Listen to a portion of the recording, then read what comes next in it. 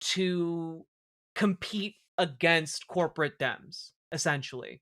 You can build up your local power in the DSA, and when it comes time to throw down electorally, like, you throw your hat in the ring, you're established in the local Democratic Party, and then your local DSA can come in and support you.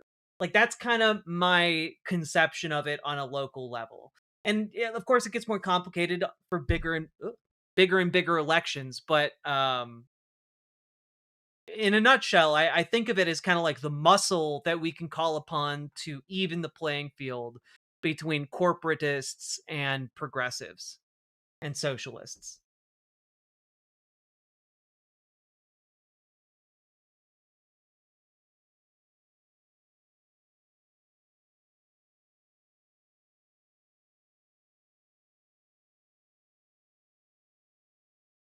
Joseph would be bullied out of getting any coconuts instantly. Hey!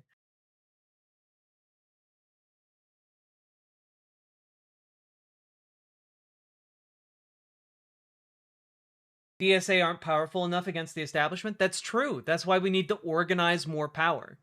The thing that kills me, like, every time people are like, well, it's not powerful enough. It's not big enough. Well, it's the biggest thing we got, right? On the local level, it's the biggest stick we got. So we need people to join DSA and make that stick bigger, right? And we need people to join your local Democratic Party. Otherwise, we're just ceding a bunch of power to corporate Democrats. And the entire purpose of getting involved in those two organizations is so you can build up that grassroots power so that we can then win the local elections, build up that local base of power, make it a recurring thing, and then build it up to a state and national level. That's never going to happen. You would need to take over every single staff position in the party. No, you don't. You genuinely don't. The Tea Party were a bunch of dipshits and silly hats, and they took over the entire Republican Party. Like, it starts out small, but if we build up a critical mass of people and support, then we get to keep the democracy we want.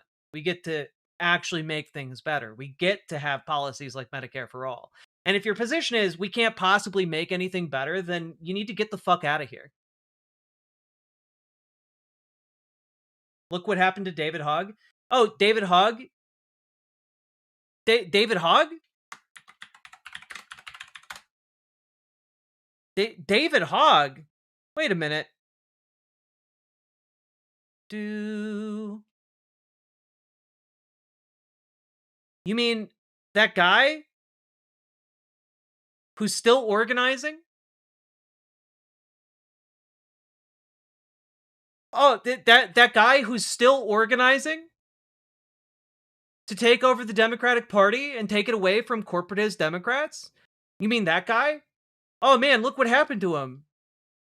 Oh man, he's continuing to organize and build power and credibility as an organizer. Oh wow, incredible! It's totally impossible for people to continue to build power. You're right. Once the Democratic Party says no, no means no. It's over forever. God, stop sucking off their dicks, man. They're smearing him for donations? I don't give a fuck. So now he's becoming a corporate Democrat.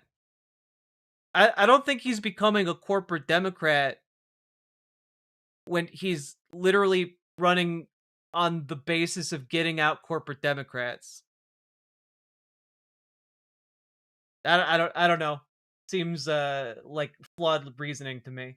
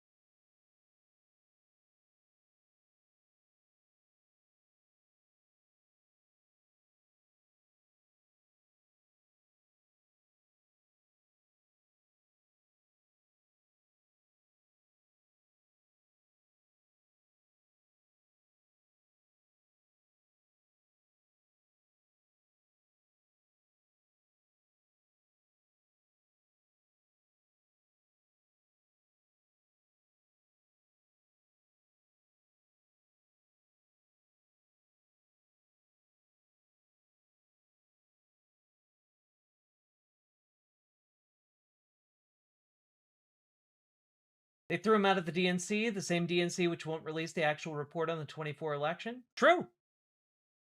So,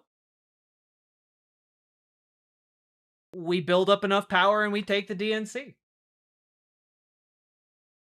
The mistake David Hogg made was that he thought he could go in with a relatively small group of folks within the DNC and change it from the inside. That you can't do. You need the grassroots movement to back you up. I think he learned that the hard way. Limes Flofi Otaku. Yeah, there is basically no legal pathway for the vast majority of undocumented immigrants in this country to get legal status. Bernie tried that already. They pulled the rug on him. You're right. And then Bernie Sanders packed it all up and went home, famously, and never tried to organize again in politics because it was such a fruitless and worthless endeavor to organize politically. Oh, what's that? No, he continued to organize and now has a nationwide tour against oligarchy, building up grassroots support in every corner of the country, and is a household name. Oh, wow. Bernie is still an independent senator? Yeah, who caucuses with the Democrats.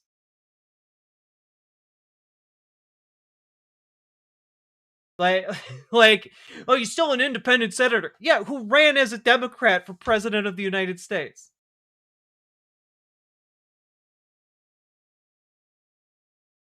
Oh, geez, guys, this guy who ran as a socialist his entire life. But managed to win his local mayoral race and then was a beloved political figure for the rest of his life.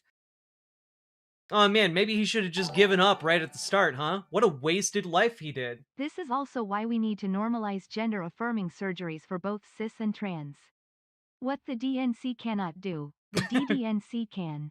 Yeah, look, we need to get an extra D in there. Sake Tanuki, thank you for the 2 tier 1 subs. But he's not a true Democrat. Democrats are capitalists. That is not true. I mean, like, insofar as most Democrats are capitalists, but like, it's not a prerequisite to be a capitalist to be a Democrat. Like, yeah. Let me put it to you this way. I think the Democrats would be vastly improved if way more socialists were in the Democratic Party. Specifically, we could make the Democratic Party socialist. I think that would be cool as shit. But that's not going to happen with a bunch of doomed naysayers who think it's a waste of time to try and do that. The majority of Democratic voters only support capitalists insofar as there is not a significant bastion of other options available. There are not a bunch of Zoran Mamdanis running in a bunch of local elections, but there should be. Because if there were, you would find out, I think, pretty quickly that most working class Americans like socialists. Both in the Democratic Party and in the Republican Party. It's why deep red parts of the country wind up doing things like municipal grocery stores. Supporting party surrogate isn't dooming? I don't think so. It's better to create a new progressive party. If that were true, there would have been a new progressive party decades ago. Every single progressive party that has stepped up to the plate has failed horribly because, let's be honest, they don't build up the grassroots support they need. The reason I direct people towards their local Democratic Party and their local DSA is because those exist locally for most people, and most people can go to those meetings and organize. Until that is the case for some kind of third party, it's just not a useful use of people's time.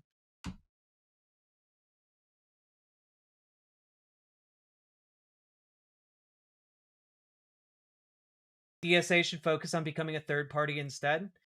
DSA has, in some niche cases, interest in becoming a third party for different local races, but it is not viable in every single local election. It is not viable on a national level until there is a peak amount of grassroots support, something that can only happen if people go to their goddamn DSA meetings and go to their local Dem meetings. Because if you have enough power to build a viable third party that can eclipse both the Democratic Party and the Republican Party in strength, that such that it can win in a general election against those two parties, it is a fruitless endeavor.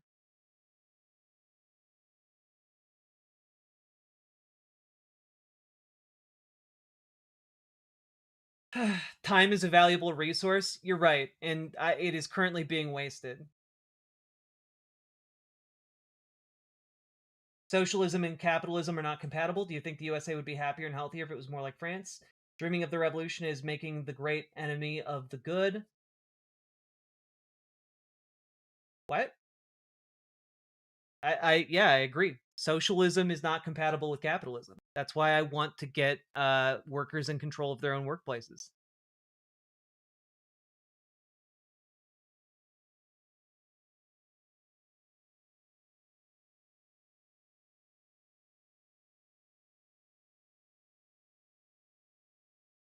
Like, I don't know. Like, the argument of, well, you need to create a third party just falls flat with me. It doesn't do anything for me.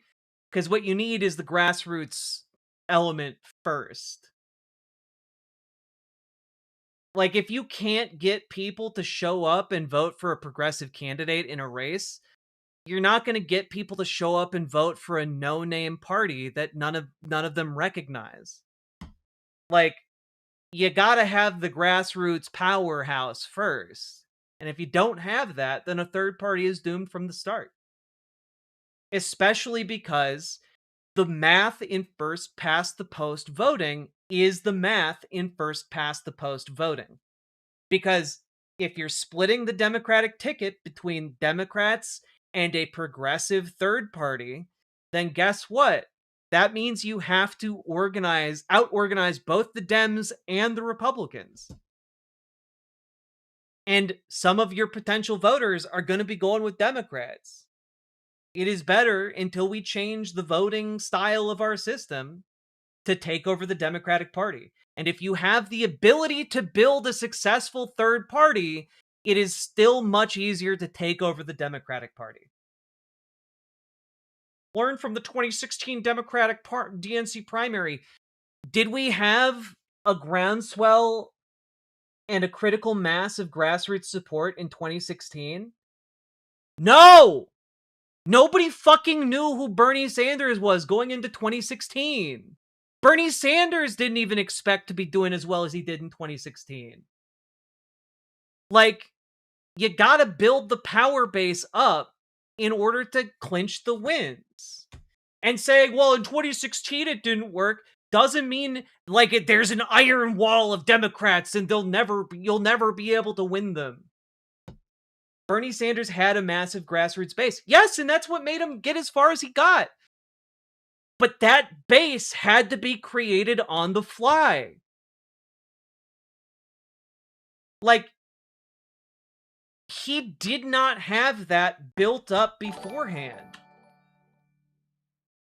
As much support as Mamdani had, he wouldn't be lost if he wasn't. The Democrat primary titles still hold a lot of power in elections. Yes, and Zoran Mamdani is an excellent case point, because the New York City DSA spent like years planning that campaign. I'm all ears if there's a viable way to take over parts of the GOP through incredible imitation and then deliberate sabotage, but haven't seen any signs yet. Indeed. Clinton's was AstroTurf? Clinton's was not AstroTurf. Clinton's was money. Money and liberal, like, compliance with the status quo. The issue is, we need to take those levers of power away from them. And if we take enough of those levers of power away, then they can't do what they did in 2016.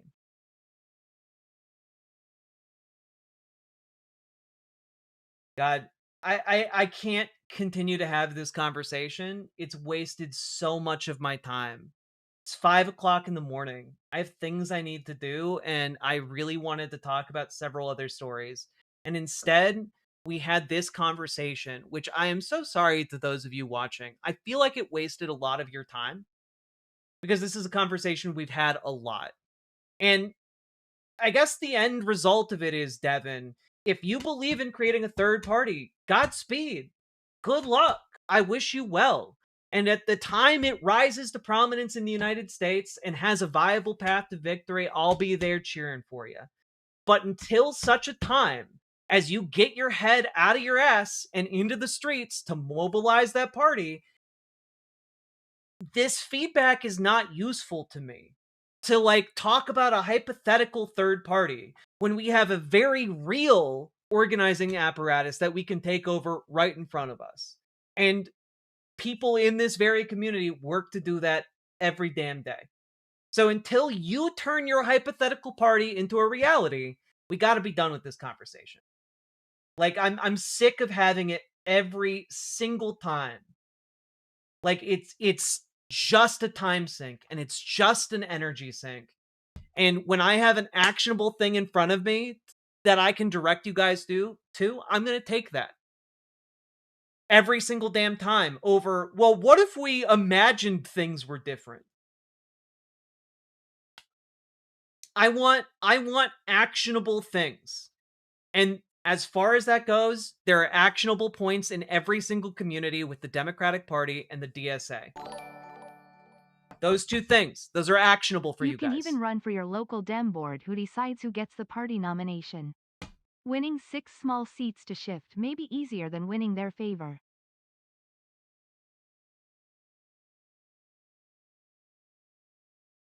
No, Sake Tanuki, it's impossible. It's impossible because the DNC and David Hogg and Bernie Sanders lost in 2016. It's impossible to shift your local seats. The doomer bullshit of electoral dooming gets me every single time. If you believe that grassroots organizing is so fucking impotent, then what are you doing in this chat? I don't get it.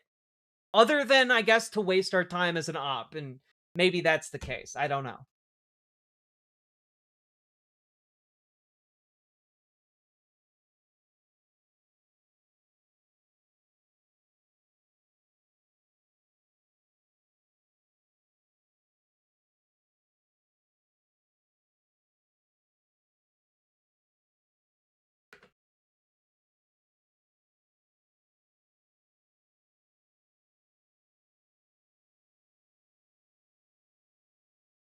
Yeah, I want workers to control the means of production.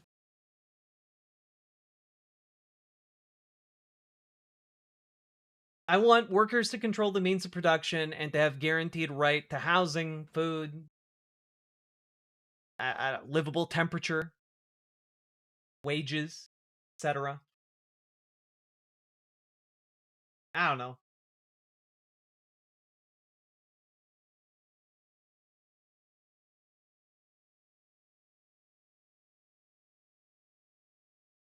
Yeah, I don't think the Communist Party is a vehicle for change in America at the moment. I'm not against communism. I just don't think But the have we Communist tried Party presenting as an more org is whole enough? effective here. We can't keep getting asterisked if we abundance this enough.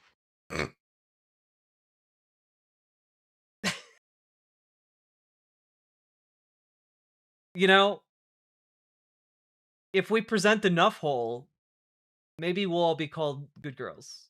That's possible. Did all the Sea Lions wake up at the same time today? Maybe it's my fault. Maybe it's my fault. Maybe I should just ban a bunch of people. I don't know.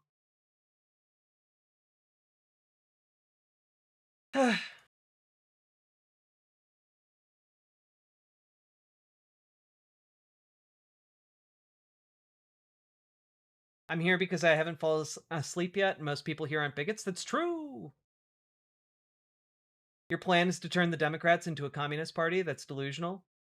I mean, my plan is to turn the Democratic Party into a vehicle for working class grassroots organizing, and then see what our next steps are after that.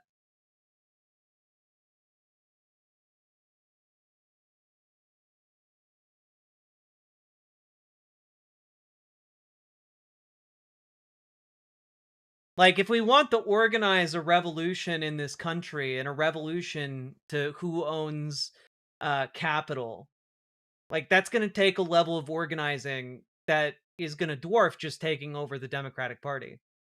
And I don't know. I think taking over our local Democratic parties and working up from there is a pretty doable goal. Start local, build up from there.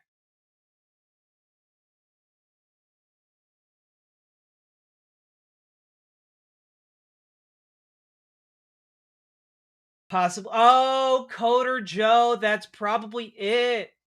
It's the holiday break. Oh, a bunch of you guys got out of school and now you're doing unsupervised internet shenanigans. I get it. That makes a lot of sense. If we make the impotent party strong enough to make the fascist party irrelevant, we can then splinter the Dems into a socialist and current Dem party. True. I mean, my goal in the next election cycle would be to see Republican power broken to such an extent that the real election is between the corporatists and the progressives. You know? And my hope would be that if progressives continue to take steps out of Zoran's playbook, we can get more and more working class folks into power. Darka or Darkane. I know we're trying our best. We're really trying our fucking best over here to organize. But like, holy shit, some days doing a show like what I do feels like banging my head into a brick wall just to get people to acknowledge that they should maybe organize or just even talk to their friends and family about going to local political meetings. And it's I don't know. It feels like self-harm. But I'm doing my best. Progressives get shut out from positions of power, though. Capitalist Democrats don't like progressive ideals. Yeah, but that's the thing. Like, capitalists never like progressive working class ideas. And the entire purpose of our class struggle is to fucking win and beat them anyway. Like, whenever I hear this whining about, like, oh, but the rich people won't like it. Well, yeah, no shit, they're not gonna like it. Rich people have never liked it when working class people have risen up and tried to assert their rights by organizing together into a collective force. The rich have never liked that. Not once. There's never been a time where the rich were like, I really like these union workers of mine. Time for me to give them everything they've asked for. No, they had to fucking fight. They had to fucking organize and build a political power base large enough to get those reforms passed. You know, like, we talk about it every year. Oh, the weekend was won through workers' blood and sweat. And, like, yes, that's true. And what I'm asking for people in the modern era is less than blood and sweat. I'm asking people to show up to goddamn monthly meetings. And they're like, oh no, I couldn't possibly be bothered.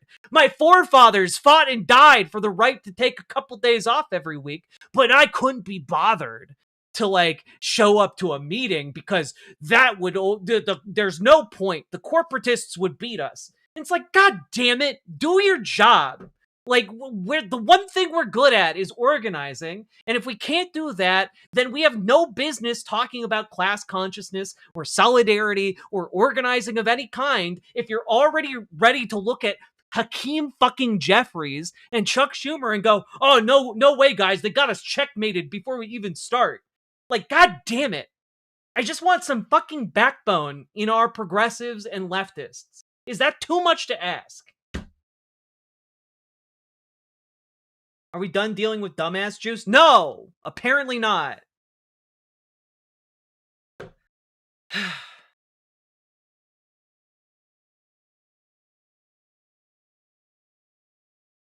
Honest question, I'm more worried the next few years are going to be full of pro-abundance crud while the vast majority of people tell us to stop infighting it to beat Trump. How to stop?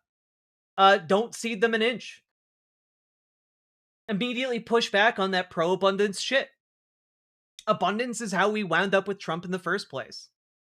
And we are going to have to put up with a bunch of pro-abundance shit in the next few years. That's kind of unavoidable because our next big conflict is within the Democratic Party between essentially neoliberals who would see us enslaved in a constant cycle of worsening fascism, seesawing back and forth, and progressives who want to pass working class reforms. And our goal should be to empower those progressives and working class politicians in order to put ourselves in the strongest possible position so that in the next coming election cycles, we can continue to build up that working class solidarity and support and fucking win, essentially. If you like the idea of democratically owned and operated workplaces, one of the number one places you can do that is locally. One of you can have programs to facilitate more of those democratically owned businesses spring up. You can do that. There are financial incentives you as a municipality can put into place. You can put together municipally owned grocery stores, okay, that are out of like the capitalist system to an extent. You can, if we build up enough power nationally, we could get postal banking returns so that every single person in America has access to banking services, and so that we can make available to every single person in America the ability to take out programs to create an entire generation of democratically owned workplaces. And my hope is that over time, people would prefer to work for those for the obvious benefits of a democratically owned business. Eventually eliminating the concept of privately owned business altogether. One of the ways we could do that too, if we got enough seats nationally, would be to pass legislation Bernie Sanders put forward years ago, which is if a private company wants to sell to another private company, they first have to offer to sell their company to their own workers.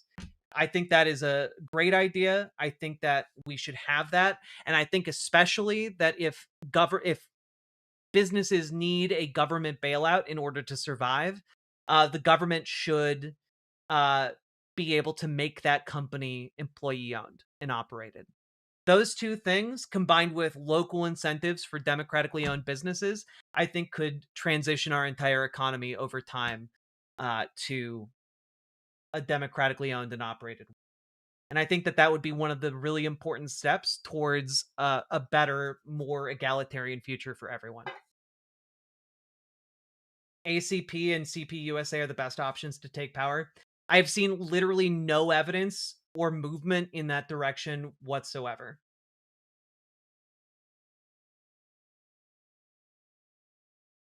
I hate the petit bourgeois that own the DNC. Good. You should. Yeah, like, I don't know. I was walking through the grocery store getting stuff together for Christmas, and it was just really nice to walk through part like the baking aisle and see a ton of stuff from Bob's Red Mill and King Arthur Baking. Both those companies are entirely owned by their workers, and I really like those two companies a lot.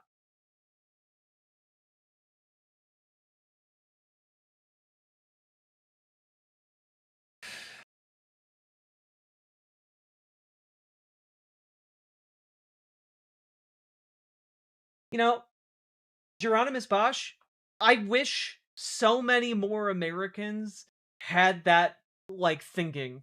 The Dems didn't used to be shills. They can be moved back to a normal centrist position. They could even be moved back to a more working class position. Yeah, when Bob either retired or died, he gave the company to the workers.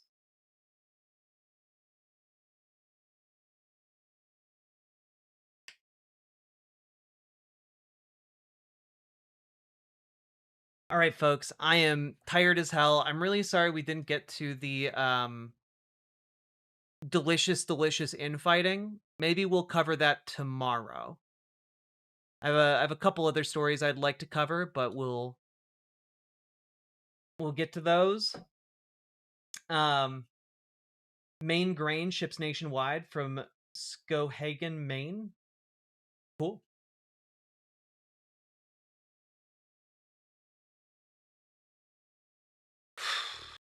I'm exhausted. Anyway, if you got anything out of this stream, hit the like button, hit the subscribe button, hit the follow button, and do consider supporting stream with your subs, donos, memberships, super chats, etc.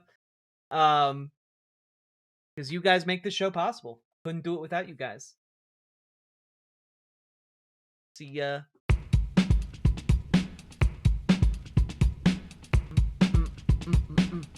Go, go, go. Click the button, click the button. Click the button, click the goddamn button. Click the button, click the button. Click the button, click the goddamn button. Click the button, click the button. Click the button, click the goddamn button. Click the button, click the button. Click the button, click the goddamn button. Click the button, click the button. Click the button, click the goddamn button. Click the button, click the button. Click the button, click the goddamn button. Click the button, click the button. Click the button, click the goddamn button. Click the button, click the button. Click the button, click the goddamn button. Click